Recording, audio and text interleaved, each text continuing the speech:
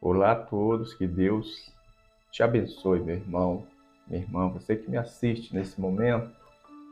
Eu quero discorrer mais um pouco na palavra do nosso Deus com você nesse momento.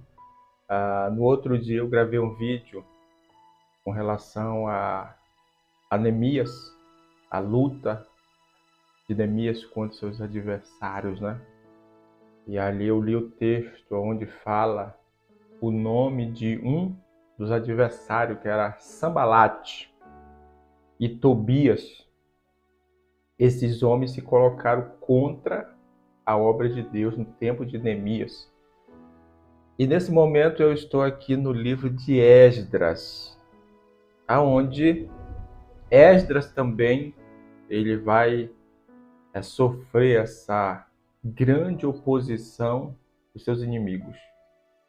Neemias, como eu falei no outro vídeo, ele foi levantado por Deus para levantar os muros de Jerusalém. Contanto, Esdras foi levantado por Deus para reedificar o templo.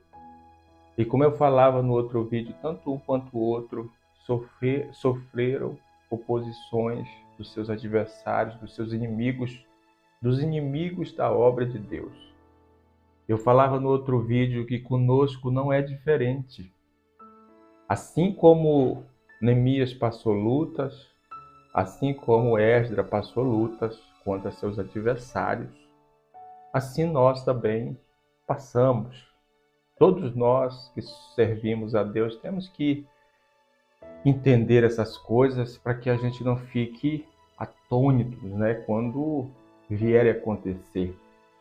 Isso faz parte da vida do cristão. O apóstolo Paulo, por exemplo, a oposição que ele sofreu, o apóstolo Pedro, o apóstolo João, ou seja, todos os profetas do Antigo Testamento, todos passaram por sofrer oposição com relação aos seus adversários, os inimigos da obra de Deus. E conosco não é diferente, como eu disse.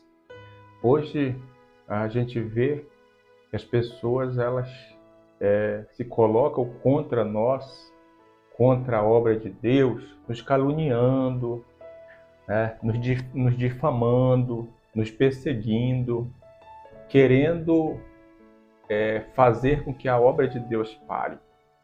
Mas nós temos que focar em Deus, focar na obra, focar naquilo que Deus nos confiou, como eu falei no outro vídeo. Aqui em Esdras, capítulo 4, como eu disse no outro vídeo, esses dois livros, tanto de Esdras quanto de Neemias, é pós-babilônico, ou seja, pós-cativeiro babilônico. E o capítulo 4 de Esdras, do verso 1, diz assim: ouvindo os adversários de Judá e de Benjamim, ou seja, os adversários do povo de Deus, que os que voltaram do cativeiro edificavam o templo ao Senhor Deus de Israel, ou seja, quando eles souberam, o que eles fizeram?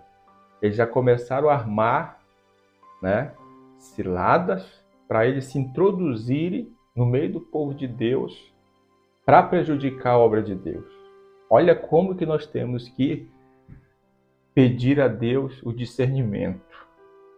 Veja, aqui a estratégia é que eles queriam se introduzir no meio da obra de Deus para atrapalhar a obra de Deus. Não era para ajudar, era para atrapalhar. Ou seja, eles se ofereceram. E olha a visão do homem de Deus aqui, de Zorobabel, que estava junto com Esdras. Verso 3.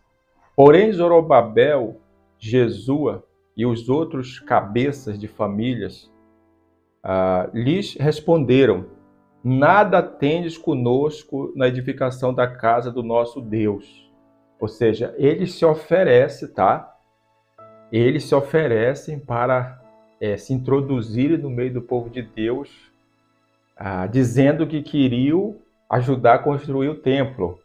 Veja só. O povo de Deus tem um discernimento espiritual.